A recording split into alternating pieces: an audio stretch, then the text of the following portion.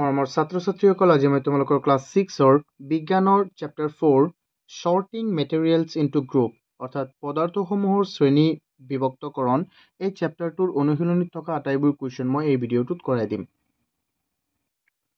এতিয়া চোৱা, অনুশীলনীৰ প্ৰথমটো কুৱেশ্যনত আমাক কি কৈছে, name 5 object which can be made from wood. মানে কাঠেৰে নিৰ্মিত 5বিধ বস্তুৰ নাম আমাক লিখিব দিছে। চোৱা, তুমিতো লিখিব পাৰিবানে নাই কোৱা? এইটো বহুতেই সহজ, হয়নে নহয়? যেনে কি আমি লিখিব পাৰিম চকী, মেজ, নাঙল, গৰু গাড়ী, আৰু আমি বহুত কিবা কিবি লিখিব পাৰিম, হয়নে নহয়?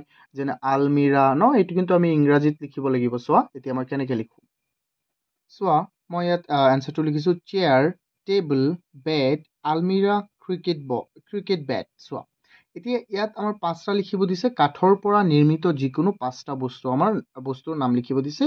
চ' মই ইয়াত 5টা বস্তুৰ নাম লিখিলোঁ। আমি চাওঁ এতিয়া ছেকেণ্ড কুৱেশ্যনটো, আমাৰ কুৱেশ্যন 2ত কি কৈছে? কুৱেশ্যন 2ত কৈছে select those object from the following which shine. তলৰ বস্তুবিলাকৰ ভিতৰত কোনটো উজ্জ্বলিত সেইটো আমাৰ চিলেক্ট কৰিব দিছে। চোৱা, আমাৰ বস্তুকেইটা কি কি আছে? Glass bowl, plastic toy, steel spoon, cotton shirt. Glass bowl মানে কি? গ্লাছেৰে নিৰ্মিত বল। প্লাষ্টিক টয়, এইটোতো প্লাষ্টিকৰ পুতলা। ষ্টীল স্পুন, স্পুন মানে কি? চামুচ। কিহৰ চামুচ? ষ্টীলৰ চামুচ। চোৱা, তাৰপিছত কটন শাৰ্ট, কটন মানে কি হয়? আমাৰ কটন হ'ল আমাৰ হ'ল এইটো চোৱা ঊণৰ বা কপাহৰ শাৰ্ট। চ' ইয়াৰ ভিতৰত কোনটো উজ্জ্বল হ'ব কোৱাচোন? গ্লাছ বল উজ্জ্বল হ'ব, প্লাষ্টিক টয় উজ্জ্বল নহয়, আৰু কোনটো হ'ব? এইটো গ্লাছ বলটো হ'ব আৰু ষ্টীল স্পুনটো আমাৰ উজ্জ্বল হ'ব। এই দুটা বস্তু হ'ব উজ্জ্বল। চ' মই ইয়াত লিখিছোঁ glass ball and steel spoon. এতিয়া আমি চাওঁ কুৱেশ্যন 3টো। কুৱেশ্যন 3টোক আমাক কি দিছে চোৱাচোন। কুৱেশ্যন 3টোত আমাক কৈছে match the object given below' with the material from which they could be made. Remember, an object could be made from more than one material, and a given material could be used for making many objects. ইয়াত কি কৈছে চোৱাচোন, তলত দিয়া চোৱা, এই কুৱেশ্যনটো ইয়াতেই চোৱা তুমি, তেতিয়া বেছি ভাল হ'ব। চোৱা, কৈছে যে ইয়াত দিয়া চোৱা, এই তালিকাটোত দিয়া বস্তুবোৰ কোনটো বস্তু কিহেৰে বনোৱা হৈছে। চোৱা, যেনে কিতাপটো আমি কিহেৰে বনাইছে?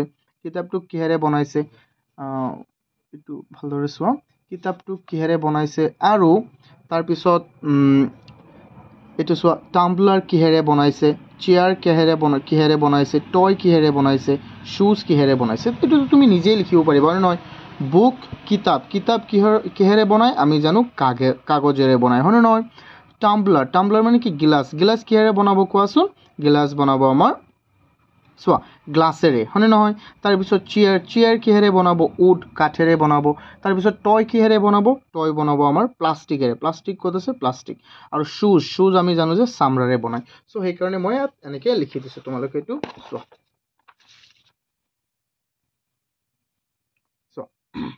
এক নম্বৰটো হ'ল আমাৰ চোৱা বুক হ'ল পেপাৰ। আৰু ইয়াত এটা বস্তু কৈছিলে যে, এটা বস্তু আমাক আৰু কৈ দিছে যে এটা বস্তু দুটা মেটেৰিয়েলৰো আমি বনাব পাৰিম। চোৱা, more than one material and a given material could be used for making many objects. So সেইকাৰণে আমি ইয়াত অকণমান ভালদৰে লিখিব লাগিব। টাম্বাৰ, গ্লাছ কিহেৰে আমি বনাব পাৰিম চোৱাচোন? এইটো প্লাষ্টিক। আৰু চেয়াৰ আমি কিহেৰে বনাব পাৰিম? চোৱা, এইটো আমি বনাব পাৰিম কাঠেৰেও বনাব পাৰিম আৰু প্লাষ্টিকেৰেও বনাব পাৰিম। প্লাষ্টিকৰ চেয়াৰ তোমালোকৰ ঘৰত আছেই হ'বলা, আৰু কাঠৰো হ'বলা চেয়াৰ আছে। চ' সেইকাৰণে চোৱা, তাৰপিছত টয় কিহেৰে বনাওঁ? আমি গ্লাছেৰেও বনাব পাৰিম, আৰু কাঠেৰেও বনাব পাৰিম, আৰু প্লাষ্টিকেৰেও বনাব পাৰিম।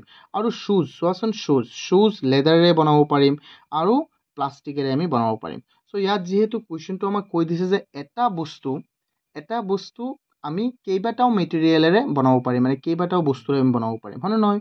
চ' সেইকাৰণে আমি কিন্তু বুক সদায় পেপাৰেৰে আমি বনাব পাৰোঁ। আৰু টাম্বাৰ, গ্লাছ আমি কিহেৰে বনাওঁ? প্লাষ্টিকেৰে। চোৱা, এতিয়া চেয়াৰ আমি কিহেৰে বনাম? চোৱা, চেয়াৰ আমি বনাম উড আৰু প্লাষ্টিকেৰে। সেইকাৰণে এইটো ভালদৰে চাই ল'বা।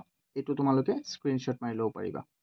এতিয়া চাও আমি question 4 question 4ত আমাক কি দিছে state whether the statement given below are true or false মানে তলত দিয়া স্টেটমেন্টবোৰ উক্তিবোৰ শুদ্ধ নে অশুদ্ধ এটো ক'ব কৈছে সো প্ৰথমটো স্টেটমেন্ট কি আছে stone is transparent transparent মানে কি যাৰ আৰপাৰ আমি চাব পাৰো যাৰ আৰপাৰে আমি চাব পাৰো এতিয়া সোৱা হিলৰ আৰপাৰে আমি চাব পাৰিম নে নাই নোৱাৰিম well glass is opaque opaque মানে কি যাৰ আৰপাৰে আমি চাব নোৱাৰো সোৱা এতিয়া ইয়াত কৈছে যে হিল গুটিবোৰ বা হিল স্বচ্ছ মানে বুজি পাইছেনে যাৰ আৰপাৰে আমি চাব পাৰিম আৰু ইয়াত কৈছে যে গ্লাস অস্বচ্ছ এটো হয়নে নহয় এটো আমাৰ কি হ'ব অশুদ্ধ সো এটো আমাৰ ফলস হৈ গল তাৰ পিছত আমি চাও এটো ফলস লিখি দিবা ফলস আনসাৰটো মই ইয়াত লিখি দিছো চোৱাচোন এটো হল আমাৰ আনসারটো এটো হল ফলস এতিয়া আমি চাম B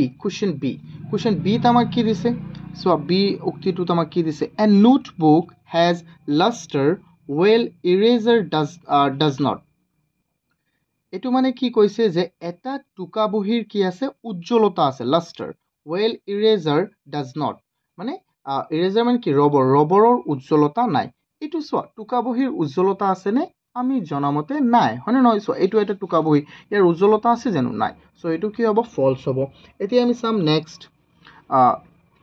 chalk dissolve in water কি কৈছে আমাক ইয়াত যে chalk কি হৈ যায় পানীত দ্ৰৱীভূত হৈ যায় chalk কেতিয়াও পানীত দ্ৰৱীভূত নহয় যেনে চেনি হৈ যায় আৰু তোমাৰ নিমখও পানীত দ্ৰৱীভূত হৈ যায় কিন্তু chalk কেতিয়াও পানীত দ্ৰৱীভূত নহয় সো এইকাৰণে এটো উক্তি আমাৰ কি হ'ব ফলস এতিয়া আমি চাও কোশ্চেন ডি ত আমাক কি দিছে a piece of wood float on water মানে কি এটা কাঠৰ টুকুৰা পানীত কি হয় ফ্লোট কৰি থাকে ফ্লোট মানে কি তোমাৰ উপঙি থাকে সো এটো ট্ৰু হয় নে নাই হয় এটো ট্ৰু হয় সো তাৰ পিছত আমি চাও ই নাম্বার 2 ই ত আমাক কি দিছে sugar does not dissolve in water মই ইয়াৰ অকমান আগতে মই কৈছিলো যে sugar কি হয় sugar মানে চেনি পানীৰ লগত দ্ৰৱীভূত হয় কিন্তু ইয়াত কৈছে does not dissolve in water চেনি পানীত দ্ৰৱীভূত নহয় কিন্তু এটো শুদ্ধ হ'বনে তেন্তে নহয় সেইকাৰণে আমি ইয়াত লিখিছো ফলস মানে অশুদ্ধ তাৰ পিছত এফ নাম্বাৰটোত কি আছে oil mixed with water কি কয় যে তেল পানীৰ লগত কি হয় মিহলি হয় বা তোমাৰ দ্ৰৱীভূত হয় বা মিলি যায় নাই কেতিয়াও নিমিলে সো এটো কি হৈ যাব সোৱা এটো আমাৰ ফলস হৈ গল এটো আমাৰ কি হল ফলস এটো আনসাৰটো হ'ব এটো সো তাৰ পিছতো আমি চাও জি নাম্বাৰটো চাও sand settle down in water মানে কি sand মানে কি বালি পানীৰ তললৈ যায় নে হয় যায় বালি তুমি যদি পানীত পেলাই দিয়ে একেবাৰে তলত যাব নে নাই দ্ৰৱীভূত হ'ব নে নাই হ'ব সো এটো আমি তললৈ যাব সেইকাৰণে এটো কি হ'ব এটো শুদ্ধ হ'ব তাৰ পিছত কৈছে যে কি কৈছে ইয়াত vinegar dissolve in water vinegar পানীত কি হয় দ্ৰৱীভূত হয় আৰু এটো শুদ্ধ সো এইকাৰণে আমি ইয়াত লিখিছো ট্ৰু এতিয়া আমি চাম কোশ্চেন 5 টোত কি আছে সোৱা কোশ্চেন 5 ত আছে given below are the name of some object and materials তলত কি দিয়া আছে কেইটামান বস্তুৰ নাম দিয়া আছে এতিয়া আমি সোৱা বস্তুকেইটা কি water মানে পানী basketball orange sugar globe apple and earthing pitcher সোৱা এইটো চোৱাচোন এতিয়া আমি কেনেকে কি কৰিব দিছে ইয়াক group them as round shaped and other shape মানে ইহঁতক কি কৰিব লাগে যিকেইটা ৰাউন্ড শেপ হয় এইকেইটাক ৰাউন্ড শেপত লিখিব লাগে আৰু যিকেইটা আদাৰ শেপ মানে ৰাউন্ডতকৈ অকণ বেলেগ হয় এইটোক তাত আদাৰ শেপত লিখিব লাগে আৰু ইটেবল মানে যিকেইটাক আমি খাব পাৰো আৰু নন ইটেবল আৰু নন ইটেবলত আমি ইহঁতক ভগাব লাগে সো ইয়াৰ কোনকেইটাক আমি ৰাউন্ড শেপ হ'ব সোৱা পানীৰ কোনো শেপ নাই হয়নে নহয় পানীৰ কোনো কি নহয় শেপ নহয় তেন্তে ইয়াত আমি কি লিখি দিম এটো ৰাউন্ড শেপত পানীটো নপৰে বাস্কেটবলটো কি হয় ঘূৰণীয়া হয় হয়নে নহয় ৰাউন্ড শেপ মানে কি ঘূৰণীয়া আকাৰ আৰু অৰেঞ্জ কমলা কি হয় ৰাউন্ড শেপত হয় সুগাৰ নহয় গ্লোবটো ৰাউন্ড শেপত হ'ব এপলও ৰাউন্ড শেপত হ'ব আৰ্থিন পিকচাৰ মানে কি কলহ, মাটিৰ কলহ কি হ'ব ৰাউণ্ড শ্বেপৰ হ'ব। আদাৰ শ্বেপ কি হ'ব, আদাৰ শ্বেপ ইয়াৰ পৰা হ'ব চোৱা তোমাৰ সুগাৰ, কি হ'ব সুগাৰ। আৰু চোৱা এনেকে তাৰপিছত ইটেবল কি হয়, পানী ইটেবল হয়। তাৰপিছত বাস্কেটবল নহয়, সুগাৰ অৰেঞ্জ হয় ইটেবল, সুগাৰ হয় ইটেবল, এপল হয় ইটেবল। এই কি গ্লোব আৰু আৰ্থিন পিকচাৰ এইটো আমি খাব পাৰিম নে, নোৱাৰিম। নন ইটেবলত হ'ব basketball, globe and earthen picture. Okay, এইকেইটা আমি লিখো চোৱা।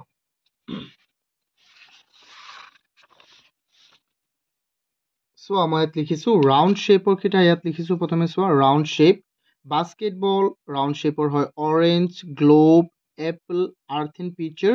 আৰু আদাৰ শ্বেপৰ কি হয় চোৱা, ৱাটাৰ, পানীৰ কোনো শ্বেপেই নাই, হয়নে নহয়, সুগাৰ, এইকেইটা। তাৰপিছত ইটেবলত মই কি দিছো চোৱাচোন, ইটেবল যিকেইটা আমি খাব পাৰিম, ৱাটাৰ আমি খাব পাৰিম, পানী, কমলা, আপেল আৰু চেনি। তাৰপিছত নন ইটেবল কি হ'ব, নন ইটেবলটো চোৱাচোন, বাস্কেটবল, গ্লোব, আৰ্থিন পিকচাৰ। চোৱা আমি বাস্কেটবল খাব নোৱাৰিম, গোলক আমি খাব নোৱাৰিম, আৰ্থিন পিকচাৰ আমি মাটিৰ কলহ কি আমি খাব পাৰিম, নাই, নোৱাৰিম। এতিয়া আমি চাওঁ কুৱেশ্যন 6। কুৱেশ্যন 6ত আমাক কি দিয়া আছে, কুৱেশ্যন 6ত কৈছে যে list all items known to you that float on water। তুমি এটা লিষ্ট বনোৱা কোনকেইটা বস্তুৰ, যিকেইটা বস্তু নেকি পানীত উপঙি থাকে। Check and see if they will float on oil or kerosene। আৰু তুমি সেইটো চেক কৰা যে সেই বস্তুকেইটা কি তেল আৰু কেৰচিনত উপঙে নে। চ' এইটো আমি চেক কৰিব লাগিব। চোৱা এতিয়া চোৱাচোন, মই ইয়াত লিখিছো যে কি বস্তু পানীত ফ্লোট কৰে মানে উপঙে। চোৱা items that float on water সেইটো কি হ'ব, চোৱা সেইটো হ'ব পেপাৰ মানে কাগজ, উড, থিন plastic sheet, thermocol, oil, ice, এইকেইটা পানীত কি কৰে উপঙে। চোৱা এই বস্তুকেইটা পেপাৰ, উড, থিন প্লাষ্টিক শ্বিট, থাৰ্মকল, অইল আৰু আইচ, এইকেইটা পানীত উপঙে। তাৰপিছত হ'ল items that float on what oil। চোৱা তোমাৰ তেলত উপঙা বস্তুবোৰৰ নাম হ'ল পেপাৰ, থিন প্লাষ্টিক শ্বিট, উড মানে কি হয়, উড মানে কি হয় তোমাৰ কাঠ। তাৰপিছত থাৰ্মকল বুজি পাইছানে, থাৰ্মকল যে আমি বস্তু বেগেৰে আনিলে কিবা বগাকে যে থাকে থাৰ্মকল, মাছ আনে এইটো বস্তুত। চোৱা তাৰপিছত আইটেমছ দেট ফ্লোট অন কেৰচিনত উপঙি থকা বস্তুবোৰ কি হ'ব, পেপাৰ, থাৰ্মকল, থিন প্লাষ্টিক শ্বিট। পেপাৰ, থাৰ্মকল, থিন প্লাষ্টিক শ্বিট এইকেইটা ক'ত উপঙিব, এইকেইটা কেৰচিন তেলতো উপঙিব। চোৱা এইটো হ'ল আমাৰ কুৱেশ্যন 6। এতিয়া আমি চাওঁ কুৱেশ্যন 7লৈ। চোৱা কুৱেশ্যন 7ত আমাক কি কৈছে, find the odd one out from the following. চ' ইয়াত যে আমাক যে দিছে কেইটামান বস্তু, ইয়াৰে মিল নথকাবোৰৰ নাম লিখিব লাগে। চ' প্ৰথমে আমাক কি দিছে, এ নম্বৰত chair, okay, bed, table, baby and cupboard. চোৱা চেয়াৰ আমি কিহেৰে বনাওঁ, কাঠেৰে। বেডো আমি কিহেৰে বনাওঁ, সাধাৰণতে কাঠেৰে। টেবুলো আমি কাঠেৰে বনাওঁ। কিন্তু বেবী, শিশুকে আমি কাঠেৰে বনাওঁনে, নাই। এইটো চোৱা এইটো মিলা নাই ইয়াৰ লগত। কাবাৰ্ডটো আমি কাঠেৰে বনাওঁ, কিন্তু বেবীটো ইয়াৰ লগত মিলা নাই। চ' আমি ইয়াত লিখি দিম যে বেবী, মিল নথকাটো হ'ল আমাৰ বেবী। বি নম্বৰটোত চোৱা ৰ'জ, জেচমিন, বোট, তাৰপিছত কি আছে মেৰিগ'ল্ড, লোটাছ। এইকেইটা গোটেইকেইটা ফুলৰ নাম হয়নে নহয় চোৱা।